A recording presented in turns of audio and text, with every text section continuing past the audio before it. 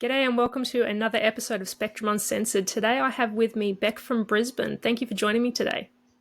Thank you for having me. Would you like to start with just telling me a little bit about what you do and where you're from? Yeah, absolutely. So my name is Bec Lowther. I am from Multicap in Brisbane. I am the Employment Pathways Manager at Multicap, so my role is pretty exciting. I support people coming into supported employment through our ADEs, and I also develop programs while they're in supported employment. And the end goal is to transition people into open employment in our community with the supports that they need through NDIS. It must be an amazing job. Like it must be Oh. so rewarding because it's definitely something I think about on a regular basis with my son. Even though he is like pretty much only halfway to adulthood, it's still, we're always thinking towards the future and, can they get to a point where they're working or can they be independent and things like that. So I feel like this is a very important conversation to have because I think everybody with a child that has a disability is thinking about this and has questions about this. That's exactly right. Yeah, I've been in the sector for about 15 years. I was a support worker. I actually worked in childcare with early childhood with children with disabilities, and then I moved into a support worker in adulthood. And when I was a support worker, it just kept coming back about people wanting work. So I transitioned into the Disability Employment Service through the Australian government, and I did really, really well there. I loved it there, but something was missing. So I came back into the NDIS with another company and then transitioned to Multicap. And I've been absolutely just immense myself in supported employment and pathways to open employment. And I think it's never too early because we engage with people as young as 14 years old to explore what their goals are and what they want to do when they finish school. So I think it's important. The earlier we engage with students, the better. Yeah, well, it does sound like you were kind of made to, to end up where you are. Like you were bound for there. It was almost like your path was already paved.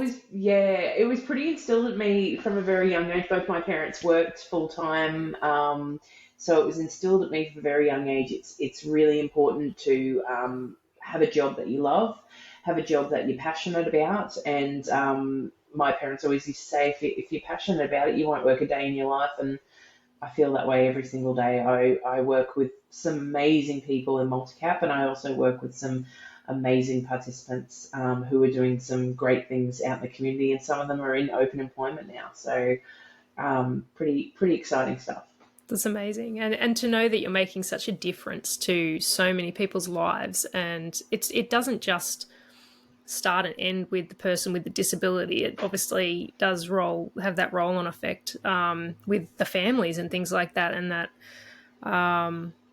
knowing that the person that they're caring for is being well cared for outside of their kind of realm, I suppose. And I think yeah, when you get somebody a job, it's their families that are on that journey and community like the schools, and then from there that's a flow on effect. If you get one person working and supported really well to achieve their dreams, then everybody around them sees that and they buy into that they can do it as well. So, and I'm doing nothing. All I am is a passenger on their car. So I just give them the directions and they're on their way. So it's all them, not me. I think you got to give yourself a little more credit than that.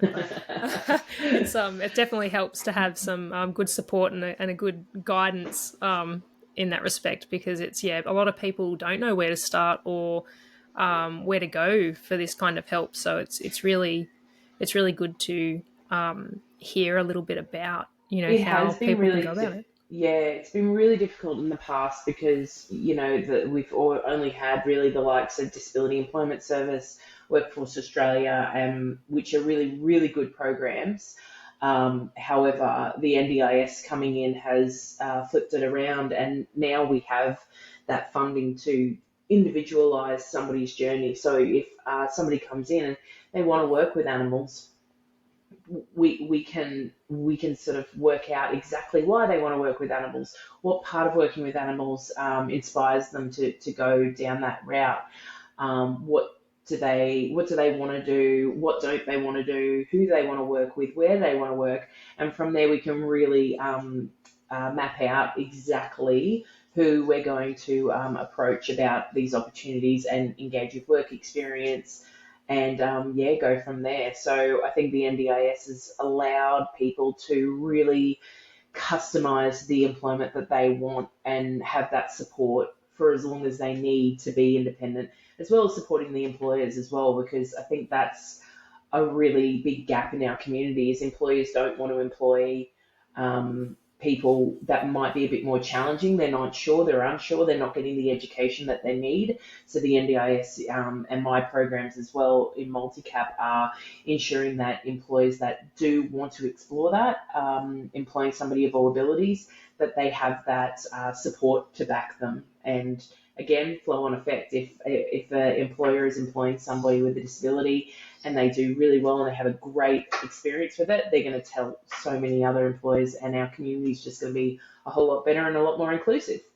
Yeah, I think it's that fear of the unknown, or and that lack of education and awareness and it's not through any particular fault of No. anything. It's just that we're not coming together um, in a way that is helping raise that awareness. I think it's a little bit clunky still, but we're getting there. It's definitely Well, it's improving. the federal government has announced some money into employment through the NDIS. The Royal Commission's going to be meeting, I believe, in September to discuss some opportunities with making employment more accessible to people of all abilities. So I think we are definitely headed in the right direction. We're a little bit behind a lot of parts of the world, but we're definitely getting there. And I think a lot of people have made a lot of noise in order for all ability employment opportunities for people. It is definitely. I just feel like this year alone, there's been a lot of talk about disabilities in lots of different areas, which has been really really nice because for a long time there wasn't much representation in political talk and things like that. It was mainly, that we tend to focus on children and the elderly, but we don't really talk about the middle bit. So it's yeah, I find that often people tend to forget that you're still disabled when you're an adult. It may present differently to when you're a child, but ultimately it doesn't go away as you age. So it's It's definitely gotten better. I know when I was starting out in the industry, there was so much support for children, but the minute they finished school, a lot of families were lost, like, thinking my child can get a job, my child has that capability, but once they finish school, they end up getting lost in the system, and that's heartbreaking. Not only for people like me who really want to get in there and support on their journey and their passions, but teachers as well. You talk to a lot of teachers at special schools and mainstream schools and the special education units, and they're heartbroken because they know coming up to year 12 or year 13 what's next, and they don't have any line of sight once they walk out those gates. So it's yeah, people like Multicap are coming in and really supporting that journey and that process to map out a plan for the next few years to increase independence and achieve those goals. And I know there's a lot of teachers around Queensland, especially, that are really grateful for that, because we forget as well that teachers are the ones that are sitting there heartbroken going, what's next for them? We didn't know 100% sure, but the NDIS has done some incredible things in that space too. and I think that is definitely right in what you're saying with you go through school and these kids, they have that routine and that structure, and it's, I guess, as we grow, we have had school, and then once we leave school we go to work, and then we've still got that structure and that routine, and that, not necessarily 9 to 5, but so for a person to finish up school and then be told, well, I don't know now, Like, it's not. That's terrifying, I think. That's right. I wouldn't want that for my child. He's, as you say, they're very capable. It's just finding out what fits um, within their kind of mold rather than trying to fit them into one. That's it. And I've actually developed a program that kicks off next year where students that have finished school this year come in straight after New Year's and they start a 12-week program and it's introduction to employment. So they work in our supported employment space in Tingalpa on the south side of Brisbane, Tingalpa and Rockley.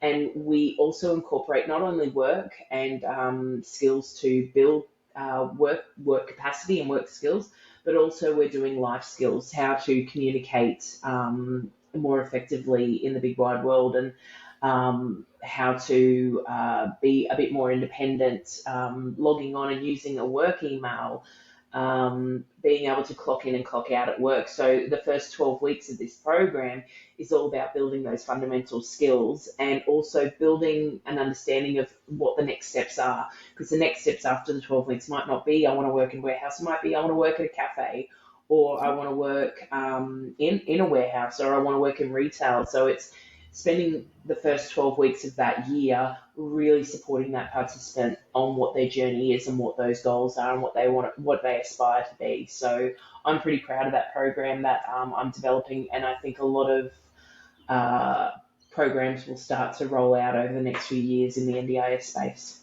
That sounds amazing. And I think, too, often, especially with kids that are disabled, too often people are focusing on what they can't do rather than actually focusing on what they can do and then building on that. Like, it's just because they can't do certain things doesn't mean they can't get there using the tools that they already have. It's very much thinking outside the box. And that sounds like you do that a lot, which, yeah, That's right. And hasn't COVID told us, if COVID's taught us anything, it's we can make anything work. We can make anything, we can adjust any job to align with what we need to get out of it to achieve what we need to achieve.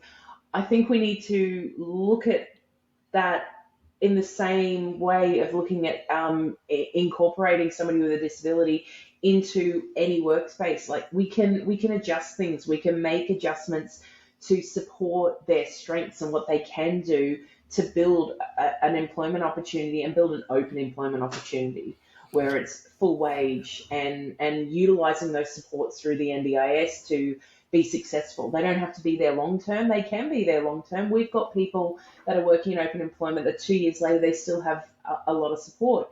But then we also have people that were supported for 6 months and now they're in open employment and they don't need those supports because they've got a great employer as well, who understands and has learnt to understand how to support somebody with a disability. So it's really variable, but I think if COVID's taught us anything, is that we can make it work. We just have to make some adjustments.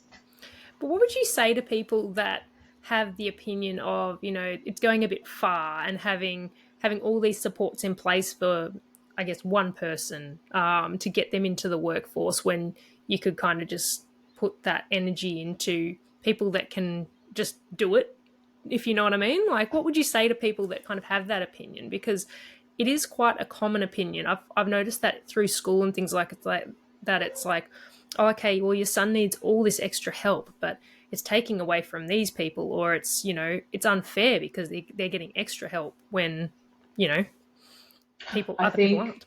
I believe with the right supports in place and really customizing an employment opportunity for someone, there shouldn't be that many adjustments that need to be made. So, for example, if we're if somebody comes to us and they want to work in a cafe, but they need support with their memory, well, they have a job coach there, and what that job coach will do will be to work out exactly what strategies or what things need to be put in place to assist with their memory, whether that be an iPad to take orders, whether that, and with pictures, whether that be a checklist that they carry with them.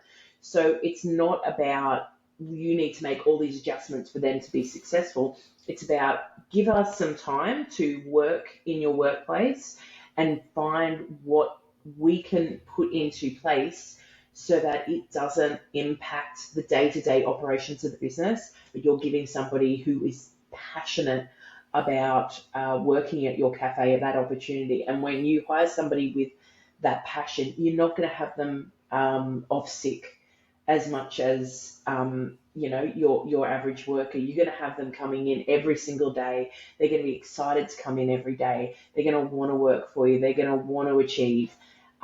So I think it's talking to the provider like Multicap and saying, I am interested in this. How would it work for me?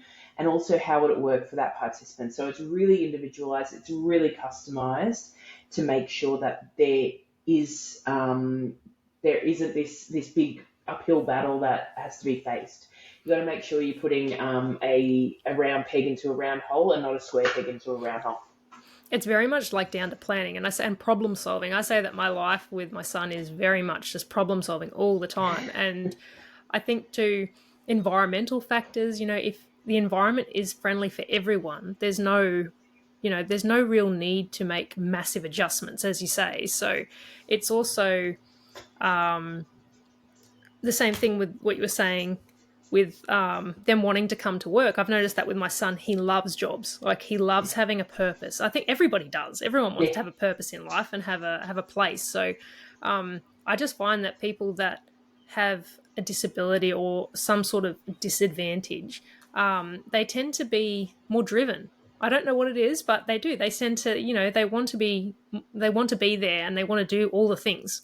Because they're passionate, because they're so passionate about what interests them, what makes them smile. And I think everybody is. If you speak to anybody and you ask them, what are you into? My best friend is very much into powerlifting and weights, and if you speak to her about other things in her life, she'll, yeah, no worries. But you talk to her about her fitness, my goodness, you won't shut her up. She will absolutely smash it. And I think that's with everybody. So when we're talking about disability employment opportunities, we're really focusing on what are you passionate about? What's going to get you up in the morning and excited for every single day, and then to come home and feel like you've achieved something great. And I think everybody kind of needs to take a page out of that book, but we've let people with disabilities not have those opportunities for so long. The stats say the unemployment rate for people with disabilities is well and truly over 50%. So we need to really customize these opportunities and then educate the community on how we can make this work and really reduce that unemployment rate, because there's a lot of people in Australia with disabilities that desperately want work and they're just not being looked at. It's not right. So with the people that you do work with within disabilities and things like that, you've got non-verbal people, you've got people in wheelchairs, you've got blind people, deaf people, you've got everybody. Just Yep. yeah, there's no No, yeah, you've just said yes. That's all correct. yeah. We have in our supported employment environment, our ADEs, we have people of all abilities, and people that are currently working in our assisted employment program, which is open employment with supports, all abilities, all abilities. So it really it doesn't matter where you come from, what barriers you face. We can break down those barriers and customize a opportunity. And I said before disadvantages. Obviously, I used air quotations, and I use the word disadvantages because that's kind of how society That's right. sees it. It's I personally don't see it that way. I find that everybody has their strengths and their weaknesses. It doesn't Mm, matter if you've got a disability or not. Not everyone is good at everything.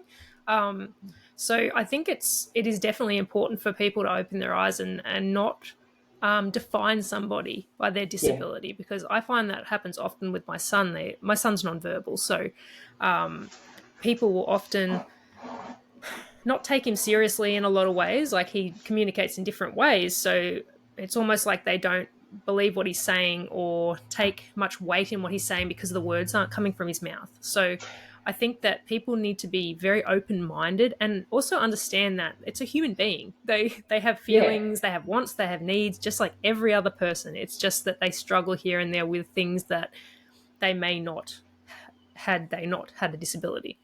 And it's all about learning and understanding and being open to learning and understanding. If somebody, an employer or a community member, is open to understanding and open to having a conversation, what they'll find is that their idea or concept of a person with a disability is completely different to what that person actually is. We have a gentleman at one of our sites who is nonverbal, and he was doing one job, and he was only interested in doing that one particular job.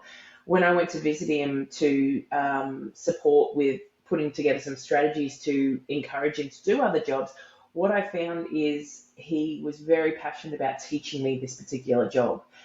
So now he actually teaches new people that come in this job, and he's leading that group in training that particular job. So everybody was like, oh my God, like he loves doing that. He loves teaching. He loves training. So that's what he does now. He trains new people in this particular job, but it was all about understanding and exploring and really getting to know that participant, to know, well, he's very good at training people, so let's put him in that space. So now we have another pathway now that we could see him in open employment in the future, because that's what he loves. He loves training people, loves showing people the right way to do something and step by step on how to do it. So that's what I mean. It's about understanding, learning, and being open to that. And I think if people in the community can just be more open and want to engage in that conversation with a company or a participant or a family member, then we're going to break down those barriers. And when we say disadvantage, I always say all abilities, because we all have barriers that, like, I work in an office and I can't use Excel for the life of me. And even my boss will look at me and go, how did you not know how to do that? I don't know. I don't know how to use Excel. It's completely illiterate to me. I can't do maths. I can't public speak very well. I have to be one-on-one. I sit there and freeze up. Everybody has got abilities to do great things and things that they just plain suck at. And, Yep. and that's everyone, disability or not. And what do you think is, why do you think your job is so important? Inclusiveness in the employment. Everyone deserves a job. It's one of the Maslow's hierarchy of needs. Like, when we look at people need food and shelter and love and acceptance and employment in order to have money to get all those things. It's so important, and it's a fundamental thing that we take for granted every single day. And we've just let a huge chunk of people not have that opportunity. That's not right. And for me, as I've gone through my career, this is something that when I listen to participants, they want employment, they want a job, they want to get up in the morning, get dressed, and go out and do something great. And I think as people, we really take that for granted, because there is a lot of people out there who would do anything to get up in the morning and go, I'm going to work, I'm going to earn money, and I'm going to do something incredible today. So I think my career path and why I'm so passionate is I believe everybody has that opportunity. If they don't want it, that's okay. They might find value and they might find passion in their life in other ways, and that's all right. But if they want a job, nothing should stand in their way, let alone a disability as such. Shouldn't be issue. They've got something that they can provide to an employer. So again, it's all about opening those conversations, having those conversations, and really opening your doors to exploring the right fit for a company. What you're doing is just like absolutely amazing. Like, you're amazing. The company sounds amazing. I could just listen to you all day, and I'm coming to you when my son is old enough Oh, to thank you so much. I to be absolutely employed. love what I do, and yeah, you'll never keep me quiet about this particular subject, because it's so important. It's so important that people go, I want a job, and the world is their oyster. We had it. Everybody should have it.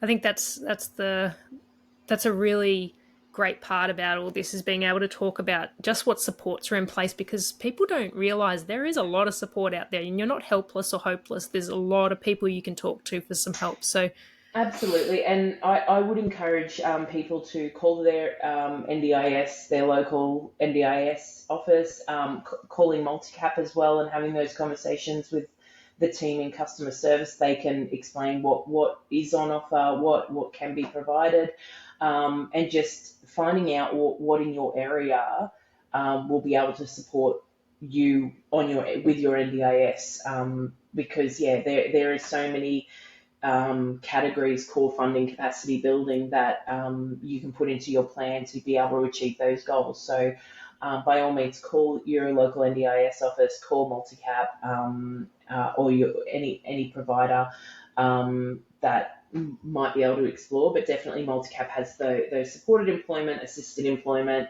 and it's very individualised for each person. I think I'll be getting a lot of questions about this episode. So just be be advised that I might have to have you back on at some No, stage. But absolutely. I'll be more than happy to do a Q and A. I'm also more than happy to pop up my email and phone number for anybody to give me a call.